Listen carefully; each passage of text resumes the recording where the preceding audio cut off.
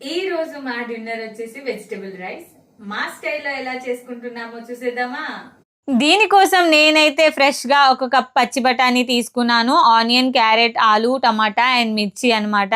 Simple గా జల్దీ చేసుకుందామని అనుకుంటున్నాను, ఎందుకంటే ఇప్పుడే చాలా టైం అయిపోయింది, కొంచెం లేట్ అయింది. ప్రెషర్ కుక్కర్ లో అయితే జల్దీ అవుతుందని చెప్పేసి కుక్కర్ పెట్టాను. అందులో ఘీ, ఆయిల్ వేసేసాను అండ్ కావాల్సిన స్పైసెస్ యాడ్ చేసేసాను. దాని తర్వాత ఆనియన్, అది కొంచెం మగ్గాక అల్లం వెల్లుల్లి పేస్ట్ వేసాను అనమాట. అండ్ నెక్స్ట్ వచ్చేసి ఆలు, క్యారెట్, టమాటా, మిర్చి అన్ని యాడ్ చేసేసాను.